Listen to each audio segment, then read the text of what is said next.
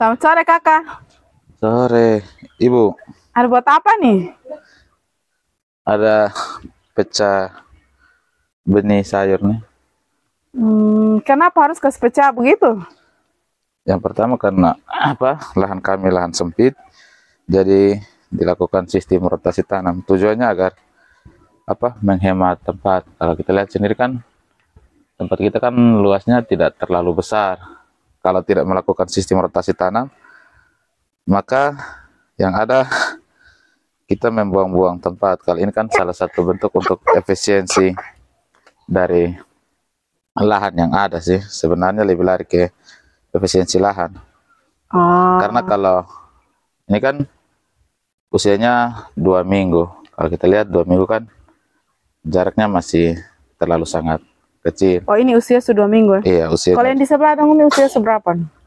Kalau yang ini usia 3 minggu, makanya dipecah lagi. Kalau yang ini 4 minggu sih.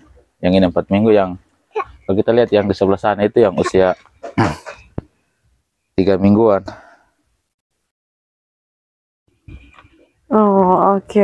Ini nanti habis pecah berapa minggu lagi baru bisa pindah-pindah lagi? Biasanya kalau habis dari sini kita biarkan dia 1 minggu. Setelah 1 minggu nanti dia sudah agak sedikit besar. Kalau dia sudah sedikit besar, kita pindah lagi kayak yang di sudut sana itu. Yang di sudut itu yang usia 3 minggu. Habis dari sini kita ke sana. Nah, contohnya kalau yang seperti ini langsung dimasukkan ke dalam lubang seperti ini kan. Oh, tidak dia bisa tenggelam. Tenggelam juga, dan itu karena nanti panas bisa menyebabkan dia rusak. Oh, itu namanya daunnya kayak keriput begitu, karena mungkin faktor panas nanti juga menyebabkan dia agak keriput. Oh, oke. Kalau boleh tanya Pak, ini nih kenapa dia beda? Maksudnya dari tadi ini kok Itu dari tidak tahu sih, sekian dari banyak tuh dia yang berbeda. sekian banyak ini tidak tahu dia beda sendiri. Apakah ini jenis apa juga, saya juga baru pertama ketemu. Ini biasanya dari benih yang ditanam pasti ada salah satu seperti ini. Oh, ini dari benih ya? Ini salah satunya yang seperti ini juga, yang sudah usia 3 mingguan. Yang usia 2 mingguan juga ada satu di sana. Oh, ada juga. Iya. Ini jenis apapun, baru pertama kali lihat yang kayak gini ya. Ditanam aja dulu. Lihat hasilnya nanti dia jadi apa.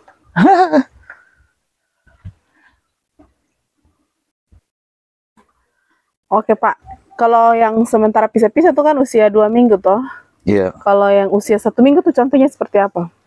Nah, kalau kami habis semai, biasanya masih di nampan. Ini yang usia. Oh, itu usia berapa itu? Ini usia 1 mingguan. Biasanya kami taruh di nampan sampai muncul minimal ada daun 3, daun yang sejatinya keluar 1 mingguan lebih. Nanti setelah itu baru ditaruh di sini.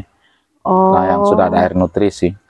Tujuannya agar supaya benih tidak rusak. Biasanya kalau langsung habis semai, dengan semai langsung taruh di talang instalasi seperti ini, biasanya gagal bertumbuh itu besar. Makanya ditaruh seperti ini, ditaruh air biasa saja, tidak ada air nutrisi sampai dia muncul seperti ini. Usia 1 mingguan baru dipindah ke sini. Nanti setelah 1 mingguan kan ini usia 2 minggu. Usia 2 minggu kan daunnya mulai rapat. Iya. Setelah daun mulai rapat, kami taruh di sini.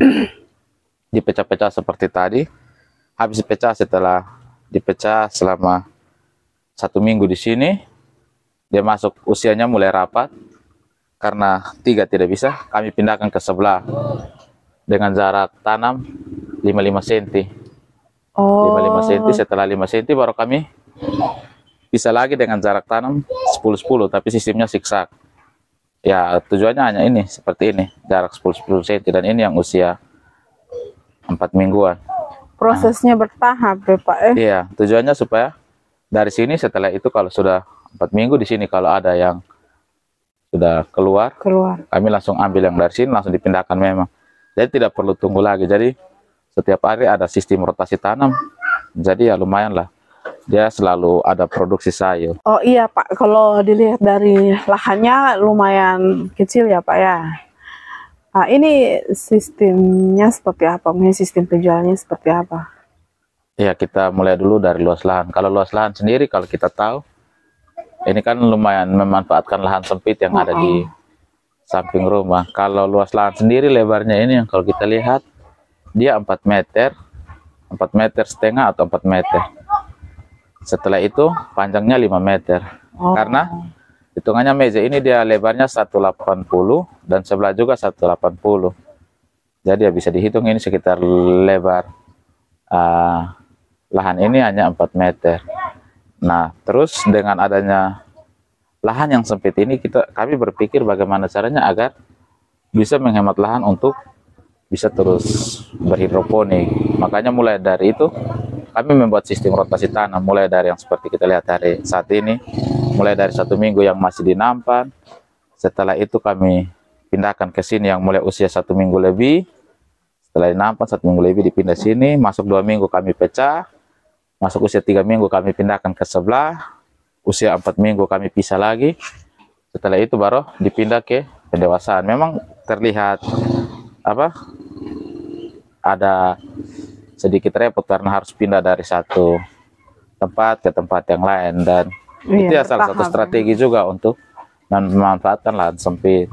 Nah, terus kalau bicara tentang sistem penjualan, penjualan kami ya dengan lahan yang sempit seperti ini, dalam 1 bulan kami dapat menghasilkan penghasilan ya lumayan sih kalau untuk tambah-tambahan. Karena dari meja pendewasaan saja dia 160 pohon, karena panjang meja 8 meter dengan talang yang 8. Nah, sistem penjualan kadang kami ada yang jual per pohon, ada juga yang jual per kilo. Kalau yang per pohon kadang kami memberikan harga 5.000 per pohon. Kalau yang per kilo kadang kami kasih dengan 50.000. Tergantung lah permintaan itu seperti apa. Oh iya. Ini kalau sistem per kilo itu kira-kira berapa pohon nih 1 kilo, Pak? Kalau ini kan biasanya kan kami jual tuh di usia 42 hari setelah semai. Dia kadang 1 kilo itu dia bisa menghasilkan ada yang 200 gram, ada yang 175. Tergantung bobotnya. Ya, tergantung bobot. Jadi kalau jual kilo kadang dia bisa berkisar sampai 6 sampai 7 pohon per kilo. Tapi itu juga tergantung matahari sih sebenarnya. Kalau mataharinya lagi bagus, pasti bobot sayurnya bagus. Tapi kalau matahari mendung, itu juga mempengaruhi bobot. Oh iya, seperti itu ya Pak ya. Iya. Kira-kira sejauh ini nih kendala apa yang Bapak alami, atau mungkin hal-hal yang Bapak alami itu seperti apa? Kalau kendala sih dalam berhidroponik, kendala klasik yang selalu dialami petani hidroponik, apalagi menggunakan sistem yang kami pakai itu sistem NFT. Kendala yang paling merasakan itu adalah listrik padam. Itu menjadi salah satu kendala yang dialami. Nah, kalau listriknya padam ya, karena kebetulan mejanya masih kecil, ya masih aman. Kalau mejanya sudah banyak, instalasinya sudah banyak, wah itu merepotkan. Dan terus kalau macam selada seperti ini, kendala yang dialami palingan hanya 3, busuk akar, mata kodok, sama busuk batang. Oh ya, busuk akar, busuk batang, busuk batang, sama mata kodok. Itu 3 persoalan yang selalu dialami oleh sayuran selada. Terus pengalamannya Bapak dari mana maksudnya? Kalau pengalaman, kalau untuk instalasi kami sendiri pernah alami yang namanya busuk akar, dan itu juga terjadi karena kalau mau dibilang antara bukan kesalahan kami juga sih. Yang pertama mulai kena itu mulai dari mati lampu. Listrik padam. Ya, setelah listrik padam, sayuran sekitar 1 jaman dia padam, dan itu kami tidak ketahui karena pas padamnya pas siang, dan saat itu kami sementara istirahat siang, bangun-bangun lah sayur sudah pada layu semua, sudah tidur semua. Wah, ini pikir tidak selamat. Langgar tidak lama listriknya menyala. Listrik menyala. Saya berpikir, listriknya sudah menyala, pasti dia hidup lagi. Ternyata mungkin sel daun yang lain sudah pada mati. Setelah itu tidak dilakukan pengurasan, langsung diambil sayurnya dibuang. Tidak. Jadi saya berpikir, mungkin masih selamat. Jadi dibiarkan. Ternyata karena sel daun sudah mati, sayuran mulai kena busuk. Setelah mereka busuk, disitulah instalasi ini mulai kena busuk akar. Kalau kendala yang paling apa itu saat itu busuk akar. Harusnya dikasih steril dulu ya. Iya, dikasih steril. Sebenarnya listrik mati waktu kita melihat, oh sehari ini tidak lolos lagi, langsung dilakukan sterilisasi. Hanya saat itu karena tidak sempat berpikir kalau mereka tidak lagi ini mati, pikirnya mereka ini tidak mati, ternyata padahal sudah mati sel daun. Jadi kami tidak lakukan sterilisasi, langsung dibiarkan air lagi jalan, ternyata dia mati. Nah saat itu kami dari 2 meja ini masih menggunakan sistem 1 tandon. Jadi setelah itu mulai yang pendewasaan mati, peremajaan juga mati, dan setelah itu diangkat semua, dicuci. Pikirnya lolos, ditanam lagi, ternyata mulai mati. Dan itu sempat berhenti sih selama berapa bulan. Oh, pernah vakum ya Pak? Pernah vakum, itu hampir sekitar 6 bulanan atau 7 bulan. Setelah itu karena tanam mati, wah ini kenapa sampai begitu. Terus mulailah pakai bak penampung pisah-pisah. Jadi peremajaan sendiri, pendewasaan sendiri. Dan setelah itu sempat pernah juga karena waktu itu ada kedukaan, karena sudah tidak lagi kontrol karena sibuk kedukaan, ditaruhlah pH daun itu kelebihan, makanya sempat busuk akar. Tapi yang busuk akar di pendewasaan. Di pendewasaan ini sempat kena busuk akar karena pendewasaan sendiri yang kena. Itu enaknya sistem apa? Bisa tanam tuh. Ya. Pas yang kena tuh di sini.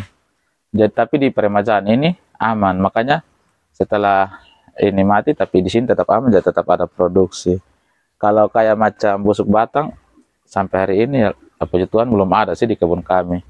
Hanya pernah saja mata kodok yang kemarin musim hujan tuh sempat mata kodok karena intensitas hujan juga lumayan tinggi, makanya karena lahannya sempit, air hujan juga masuk, kaget dia kena mata kodok. Hanya itu sudah kena mata kodok juga kebetulan yang di pendewasaan, makanya dilakukan sterilisasi saja. Setelah itu dibersihkan, kita lihat sampai hari ini sayur sudah tidak ada lagi mata kodok. Sudah aman ya Pak? Iya, sudah aman. Berarti kalau sudah tahu ini ya Pak ya? Iya, cara menanganinya yang seperti cara menanganinya itu. Kalau sudah kena antara busuk akar, busuk batang ya sterilisasi saja.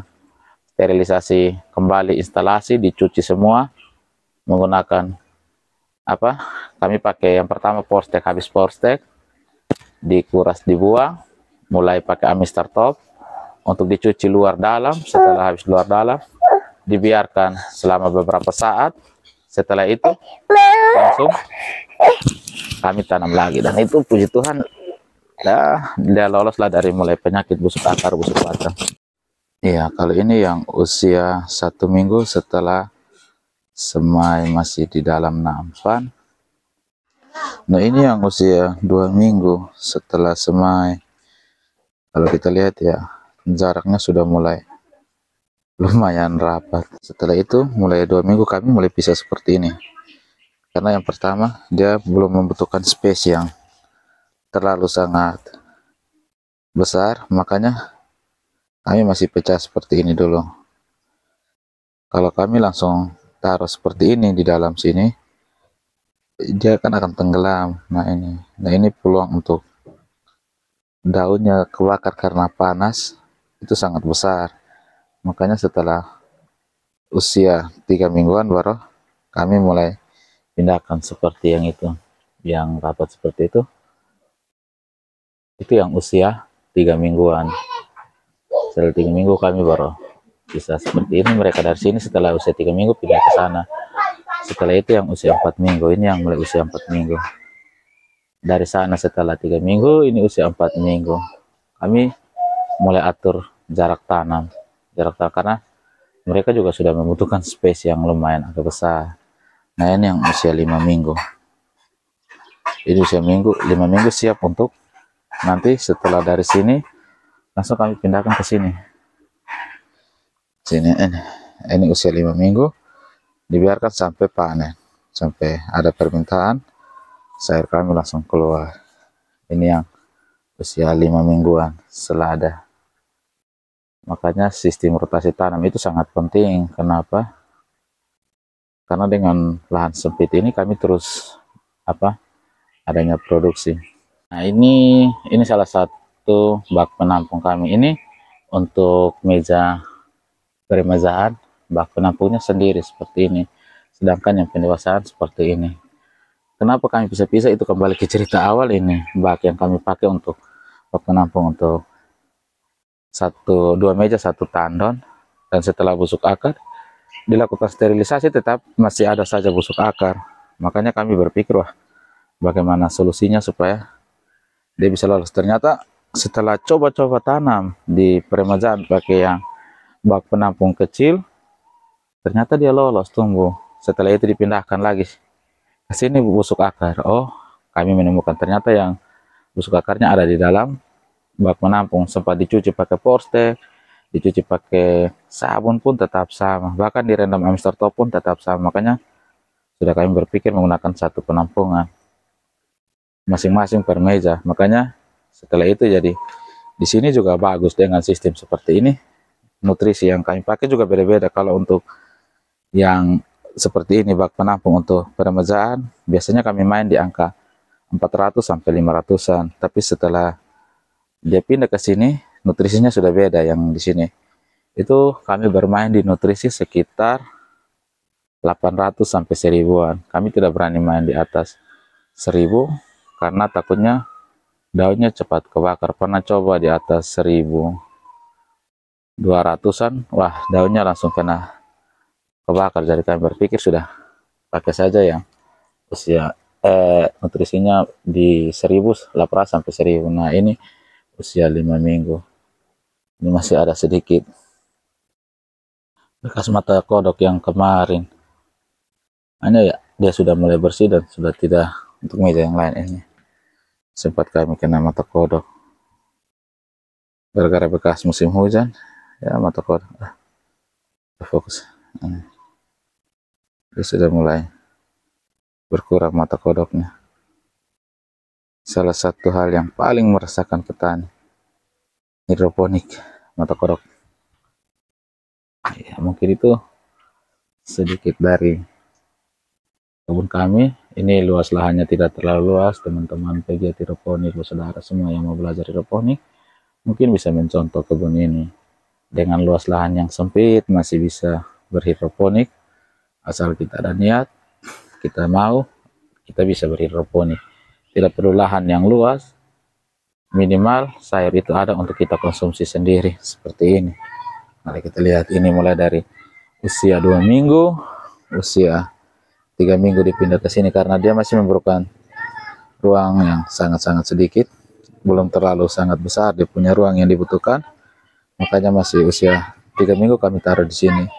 Tapi setelah usia 4 minggu dia membutuhkan ruang yang sangat besar. Kalau dia rapat seperti ini kan daunnya peluang kutilang itu besar, makanya dia seperti ini. Wah, kelihatan jelek seperti ini. Dia benar-benar padat daunnya, makanya dipisah. Kalau usia 3 mingguan kami pisah seperti ini sampai usia 4 minggu. Ya, ini 3 minggu, 4 minggu, ini usia 5 minggu. Setelah 5 minggu baru dipindahkan ke sana, dipindahkan ke pendewasaan.